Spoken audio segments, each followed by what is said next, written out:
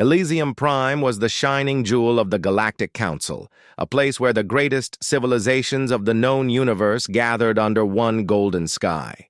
Every year, its vast halls welcomed ambassadors and leaders from dozens of worlds, all eager to show off their achievements, trade their secrets, and argue over peace and power. But this year was different. Even before the official summit began, a heavy tension hung in the air. Rumors had swept across the stars, rumors about the humans and their mysterious new creation. It was said that the Terrans had built something so massive, so advanced, that it would change the balance of power in the galaxy forever.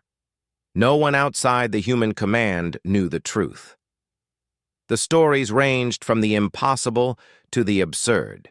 A ship that could flatten cities in seconds, a vessel that could erase planets from history, a machine so big it blocked out the sun itself. The other species laughed at some stories, worried over others, and deep down, each wondered, what if the rumors were true? On the morning of the summit, the delegates gathered in the Grand Rotunda, a hall carved from the living crystal of Elysium's mountains. The Chisari, proud and sharp-featured, whispered among themselves. The insectoid Nalmari watched the humans with their many-faceted eyes, clicking quietly in nervous anticipation. Even the usually calm and logical Volerans seemed uneasy, glancing at the sky through the glass ceiling. General Kale of the Chisari couldn't hold back his frustration. He stood tall, his voice echoing across the chamber. If the Terrans have such a ship, why do we not see it? Let them bring it forth. Let us judge for ourselves if they deserve to sit among us as equals. The human delegation stood near the center, calm and composed. Captain Jada Rourke, leader of the mission, listened with patience. She was not tall or particularly intimidating, but she had the quiet confidence of someone who had seen war and peace and survived both. She glanced up at the sky, as if waiting for a sign. Then it came. The sun dimmed, not as if by clouds, but as if a shadow had passed between the world and its star. At first, the delegates thought it was some natural phenomenon, but then the great windows filled with darkness. Delegates rushed to the windows, looking up in awe. Above Elysium Prime, hanging impossibly in orbit, was a shape that defied belief. It was enormous, easily larger than the Council's entire city. Its hull was smooth, seamless, almost alive, reflecting the light in strange ways. It looked like a mountain forged from silver and blue glass, bristling with towers, antennae, and strange geometric patterns. Every species present could see it, even those whose eyes only saw in the ultraviolet or infrared. The human Titan-class ship had arrived. A hush fell over the room as everyone took in the scale and beauty of the ship. The stories had not been exaggerations after all. General Kale tried to mask his shock with bravado. "Impressive display," he said, but his voice trembled. "But any species can build something big. The question is, what does it do?" "Captain." Rourke's lips curled into a faint, knowing smile. "That's not a question I can answer with words, General," she said softly. "Sometimes seeing is believing." A murmur spread through the delegates. Some wanted a demonstration. Others were scared. The Nalmari ambassador clicked her mandibles nervously. The Valeran chief quietly took out a data recorder, her delicate fingers trembling. High above, the Titan-class ship began to move. Slowly, elegantly, it shifted position, so that its shadow covered the Grand Rotunda perfectly, as if it had been planned that way. Lights rippled across its hull, forming patterns that no one could interpret. Every sensor on Elysium Prime began to beep and flash. Radio waves, gravitational fluctuations, even slight changes in the flow of time itself. On the council floor, Captain Rourke stepped forward. She was handed a small, glass-like trigger by one of her aides, a device simple in appearance, yet clearly powerful. "I want to assure you all," she said, her voice calm and clear, "that this is a demonstration only. No harm will come to anyone here. The Titan-class ship was not built for war. It was built to protect. Her words hung in the air. Some delegates relaxed a little. Others grew even more tense. "We have heard stories," said the Valaran chief, her voice soft and musical, "of ships that can tear apart the very fabric of reality, of machines that can turn day to night and silence whole worlds. Is this what you have built?" Captain Rourke shook her head. "No, we have built something else. Something that we hope will keep the peace, not endanger it." General Kale, never one to hide his suspicions, spoke up again. "Then show us. Show us what your Titan class can do."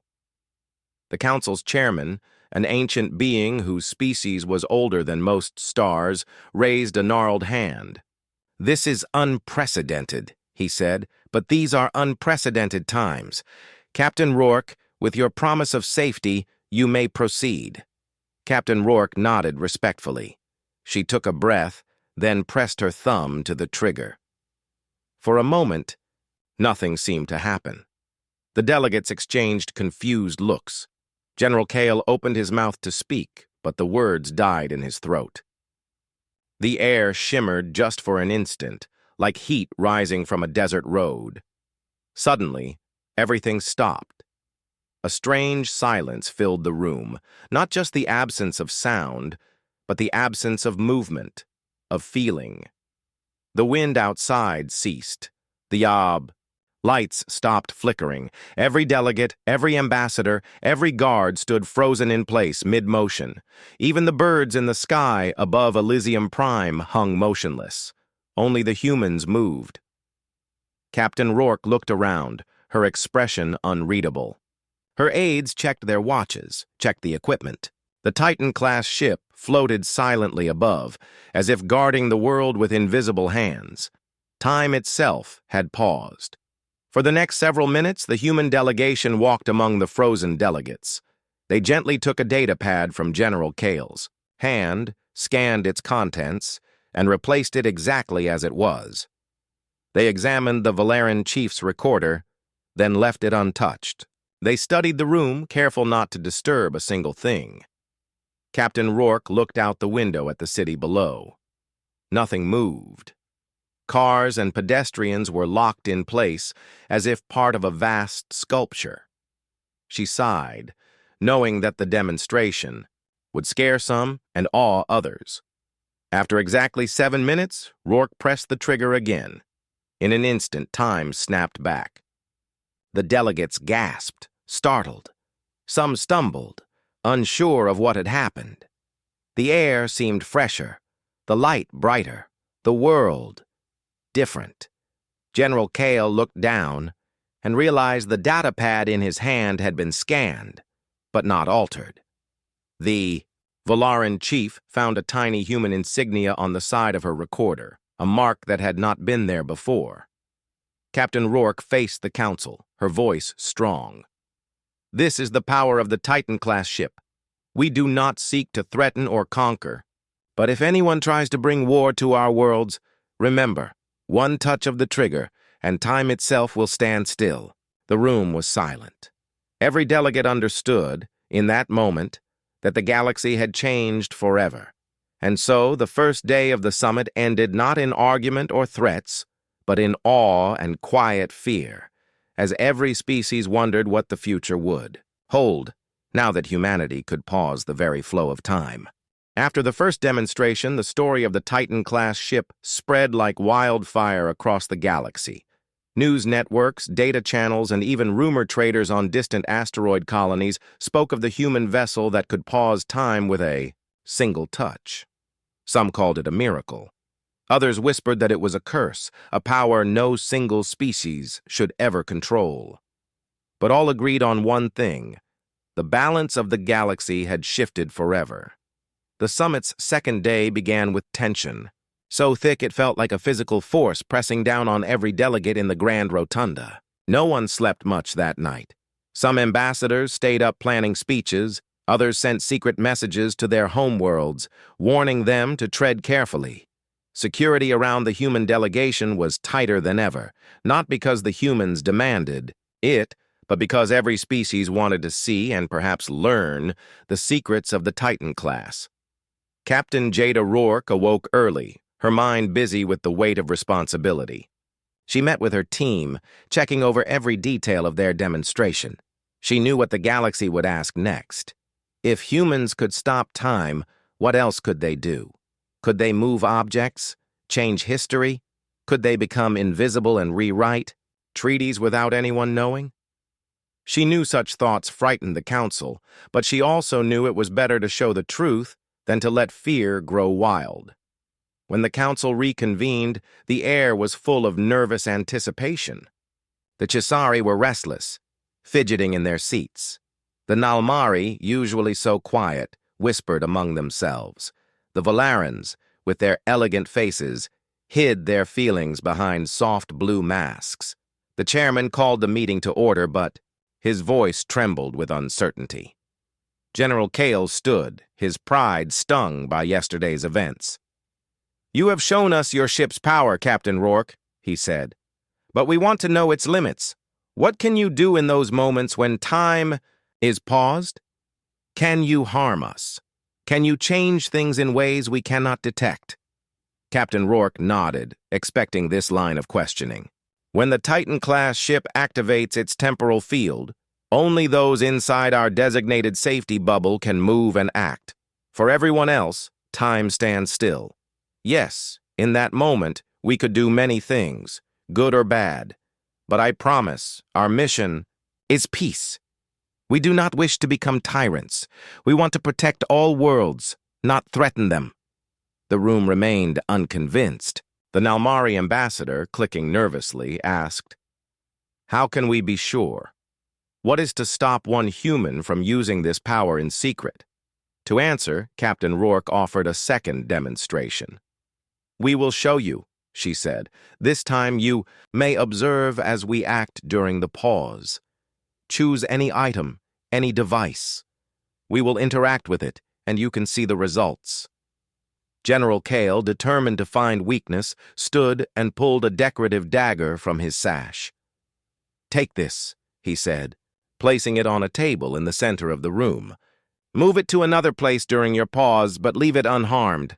The delegates agreed. Captain Rourke approached the table and set the trigger device on the table beside the dagger. She looked around the room, inviting everyone to watch closely. Then she pressed the trigger.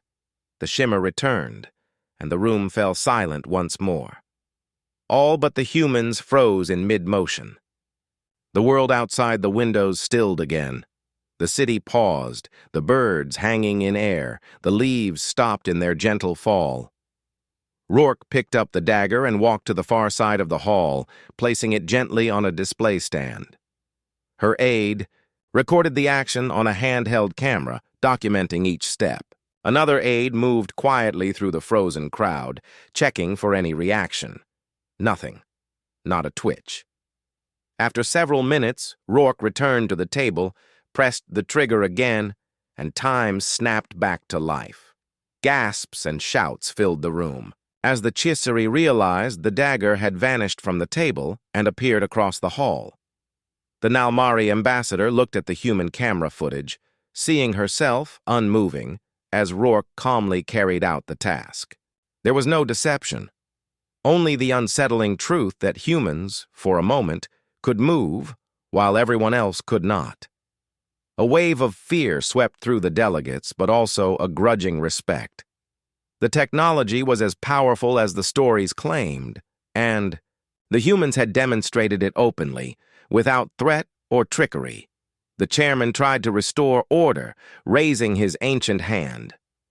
"You have proved your power and your control, Captain Rourke," he said. "But now, the question for this council is, what should we do with such a power among us?" Some ambassadors immediately demanded the technology be shared with all. "It is not fair for one species to possess such ability," cried the Nalmari. "It will lead to chaos, to mistrust, to war." Others urged the council to ban the Titan-class ship altogether.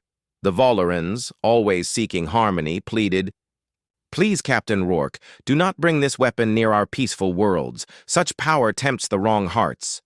General Kale, never one to back down, suggested a compromise. Let the ship remain, but under Council supervision. Let us post guards from every world on board to watch and report on its use. Captain Rourke listened patiently, but she saw the fear and uncertainty growing in the room.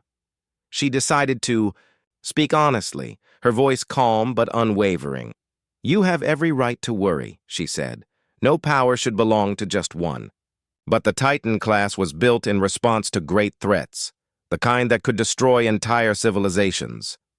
We will not share its technology, not because we do not trust you, but because it is too dangerous in the wrong hands. We are willing to submit to monitoring, to transparency, and to joint missions. But we cannot let this ship become a tool of politics and ambition." Her words settled over the delegates. There was anger, but also understanding. Deep down, most knew what she said was true. During a break, some ambassadors approached the human delegation, seeking quiet talks. The Nalmari wanted to know if their worlds could be protected by the Titan class in case of invasion. The Volarans asked about medical possibilities. Could the temporal field pause time for surgery, or to save a world from disaster? Others, including General Kale, continued to search for weaknesses, planning ways to learn the humans' secrets without permission.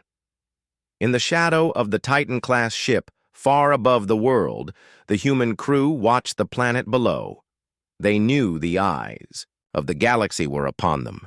Commander Lee, Rourke's second-in-command, watched security feeds as ships from other worlds drew closer, running scans and trying to decipher the ship's secrets. The human engineers worked calmly, certain in their mission but aware that danger could come from any direction. As the day went on, more questions arose. Could the Titan-class field be used to stop a meteor from striking a world? Could it be used to freeze time only in a small area to save a single city or spaceship? Captain Rourke answered each question with honesty. The technology is powerful, but not limitless. We must use it with great care. Back in the Grand Rotunda, the Council's debates grew heated.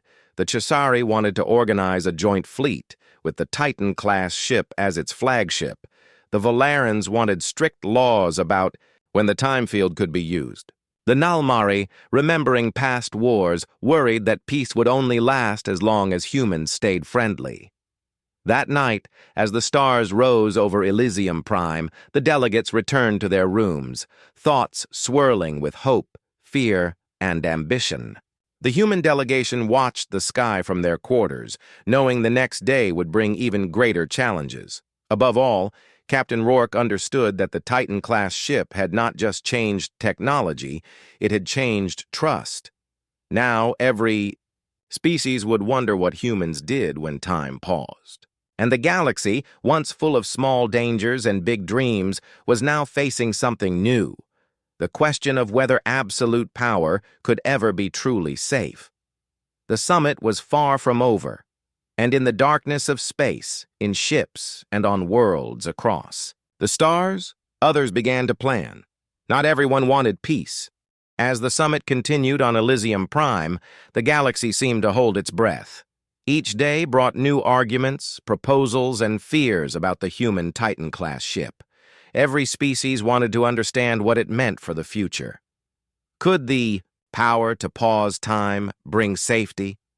Or would it create new dangers that no one could control? The council debated late into the night, but beneath the surface, old suspicions grew. Some species wanted to work with humans and find peaceful uses for the Titan-class technology. Others, however, began to imagine what might happen if such a power fell into the wrong hands, or if the humans, despite their promises, decided to use it for themselves alone.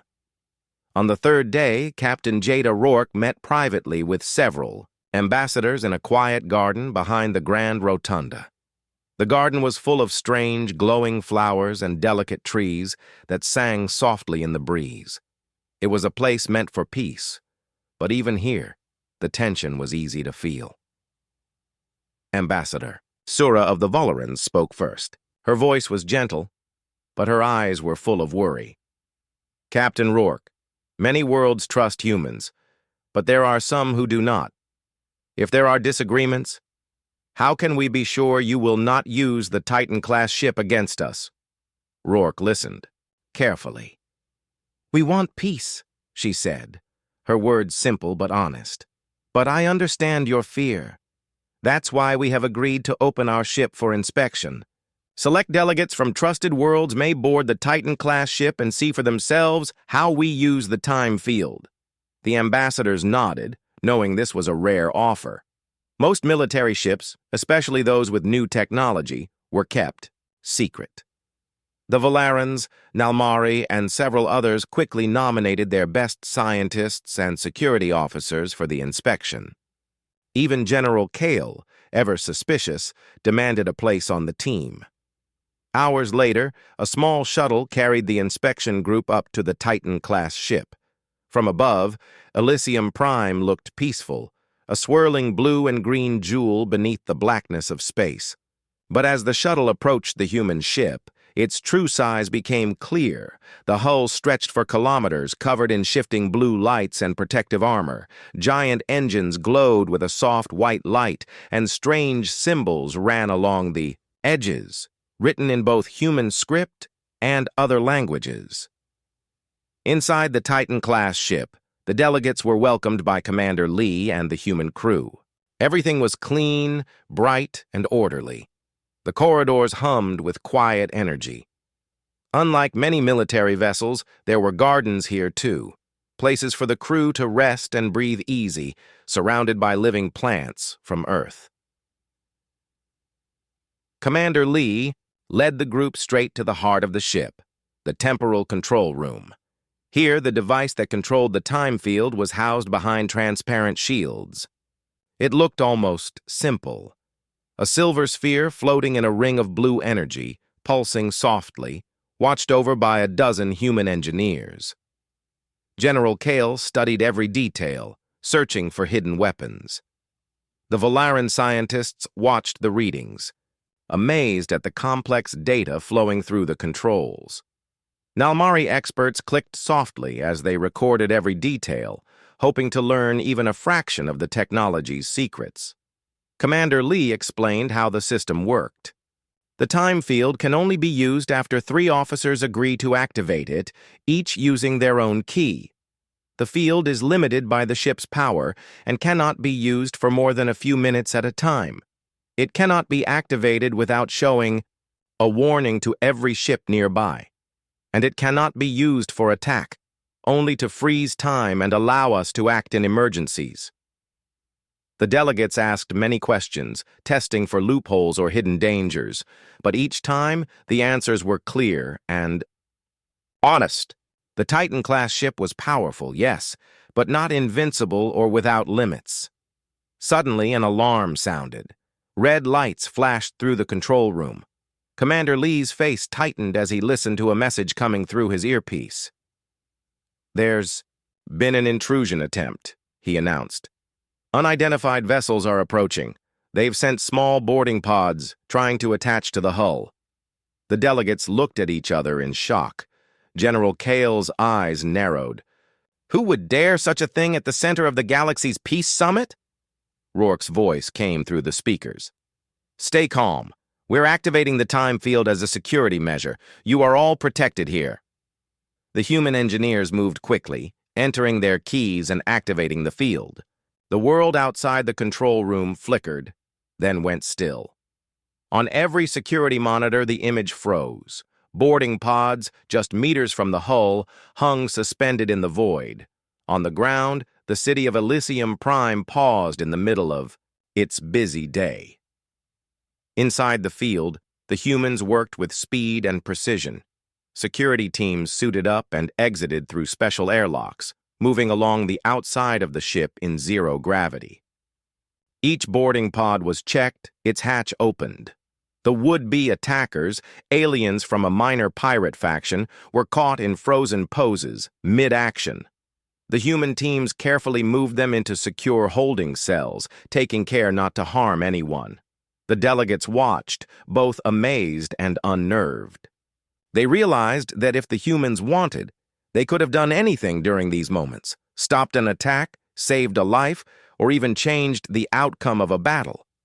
But the humans showed restraint, only doing what was necessary to protect everyone aboard. When the time field deactivated, everything snapped back into motion. The pirates, now inside secure cells, blinked in confusion. Their attack had failed, and they did not even know how.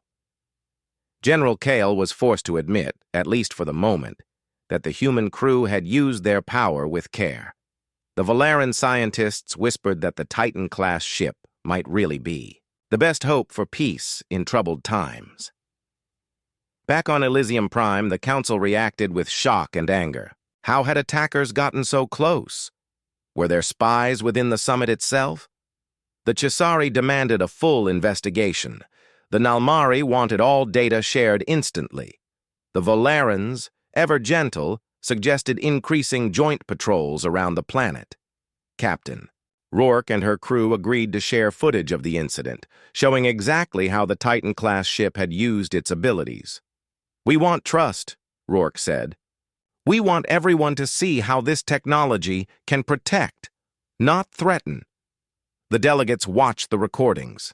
They saw the frozen moments, the careful way the humans removed the threat, and the respect with which they treated even their enemies. For the first time, many began to believe that the humans were truly sincere in their wish for peace. Still, not everyone was convinced.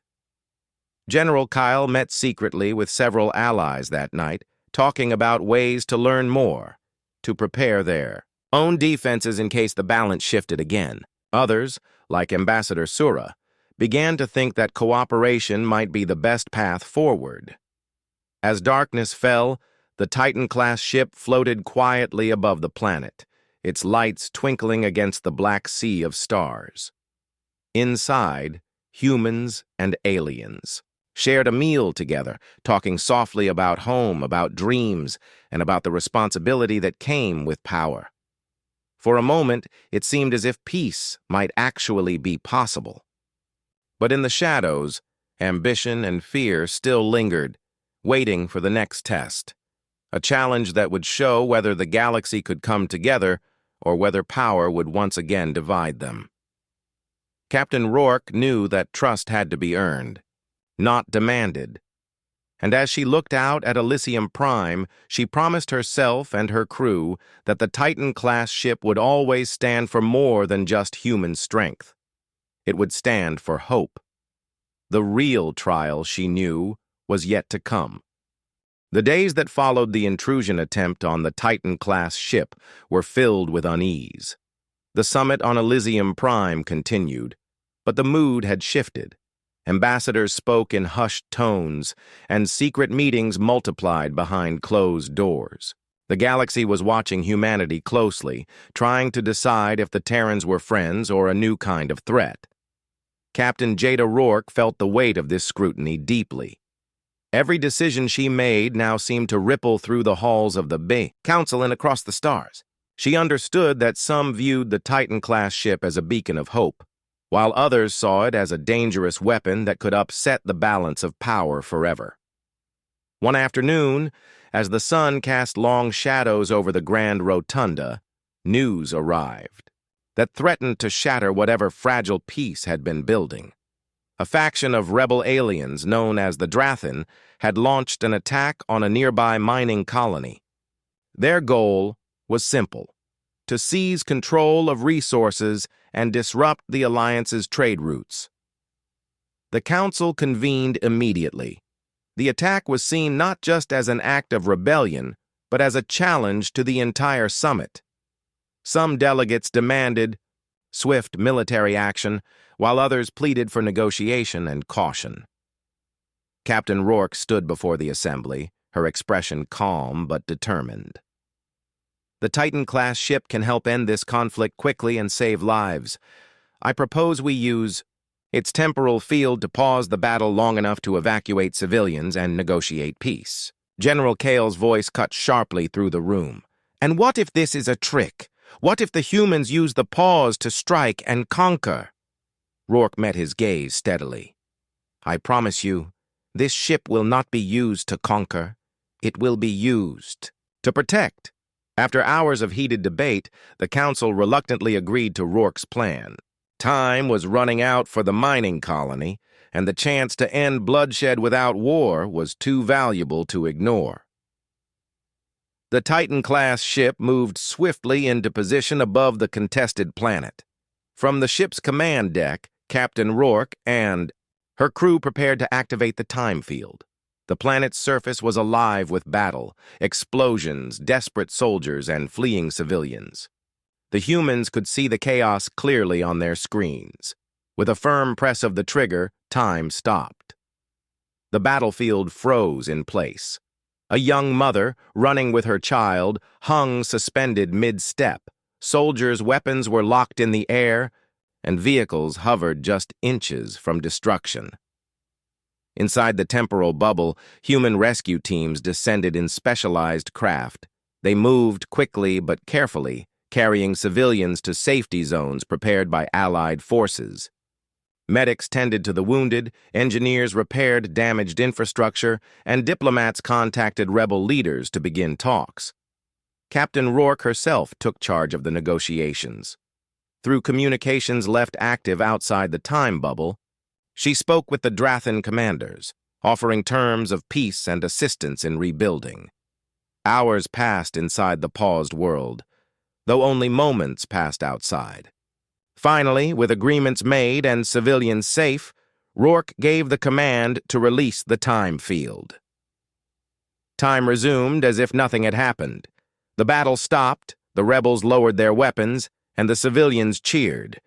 Many were amazed that so much had changed while they had only blinked. The council was stunned. Some openly praised the humans for their wisdom and restraint. Others remained wary, wondering what price had been paid behind the scenes. General Kyle, though reluctant, admitted that the Titan-class ship had shown its true purpose, to protect, not destroy. The Volaran ambassador spoke of hope, and the Nalmari expressed cautious optimism. But beneath the surface, not all were pleased. Some factions within the council saw the human success as a threat to their own power. Secret messages flew between rival planets, warning of the need to prepare for future conflicts. That night, Captain Rourke met with her closest advisors. "The peace we've helped create is fragile," she said. "The galaxy is watching, and not all eyes are friendly. We must remain vigilant." Commander Lee nodded. "There will be more challenges, more who doubt us. But today, we showed that power can be used with mercy." The Titan-class ship, now a symbol of both strength and hope, remained in orbit over Elysium Prime. Its lights shone like a promise that humanity's future would not be ruled by fear or war, but by courage and responsibility. As the summit drew to a close, the delegates prepared to return to their worlds, carrying stories of the human ship that could pause time and the captain who used it to save lives. Some would remember the Terrans as protectors, others as unpredictable forces, but all would remember that day when time itself stopped and a new chapter in galactic history began. After the summit ended, the galaxy's leaders returned to their home worlds carrying news of the Titan-class ship and the humans who commanded it. For many, the human demonstration was a message, one of strength, wisdom, and a new way forward. Yet for others, it was a warning, a sign that the balance of power had shifted in ways they did not fully understand. Captain Jada Rourke and her crew remained aboard the Titan-class ship, orbiting quietly above Elysium Prime as final reports poured in. While many praised their efforts, others sent warnings, and some even plotted how to challenge the humans' new influence. Then, just as the council began to breathe easier, a new threat emerged. One none could have predicted.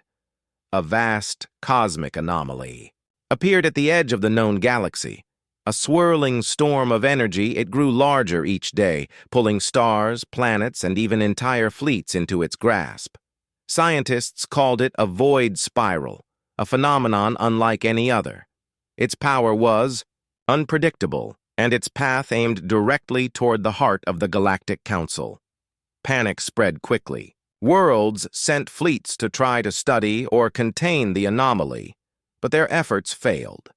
The void spiral consumed everything in its path, growing ever more dangerous. The council called an emergency meeting.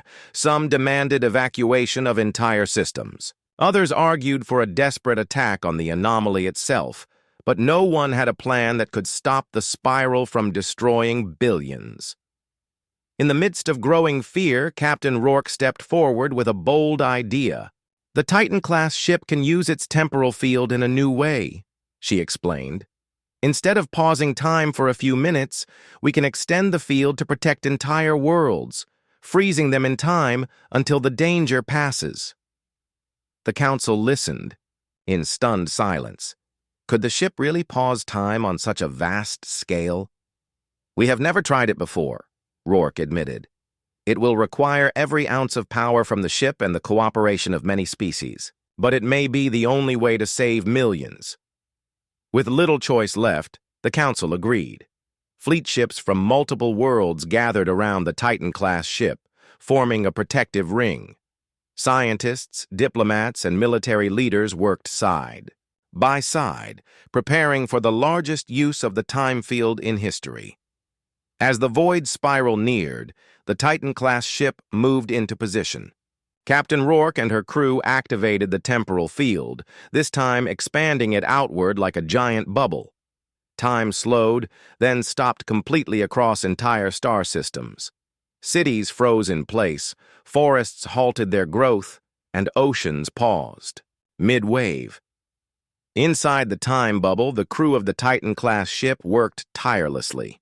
Engineers reinforced the field, scientists monitored the anomaly, and diplomats sent messages of hope to those trapped in frozen moments.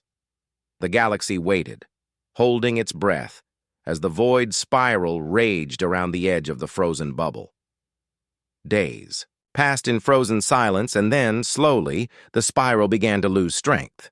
Without new stars and planets to consume, it shrank and twisted, weakening until it finally collapsed in on itself. With the danger gone, Captain Rourke gave the command to release the temporal field. Time returned to the frozen worlds, and life resumed as if nothing had happened. People blinked, confused but unharmed. Gardens bloomed again, rivers flowed. The galaxy sighed in relief. The Council praised the Titan-class ship and its crew for saving millions. The success united many species, proving that cooperation and trust could overcome even the greatest threats. But Captain Rourke knew this was only the beginning. Power like theirs would always bring new challenges. There would be those who feared it, those who wanted it, and those who would try to misuse it. Yet for now, as the stars shone brightly once more, humanity's place in the galaxy was clear. They were no longer just newcomers or outsiders. They were protectors, leaders, and a force for hope. The legend of the Titan-class ship lived on, a symbol of what could be achieved when courage met wisdom, and when even the unstoppable flow of time could be held in the hands of those who chose to use it well.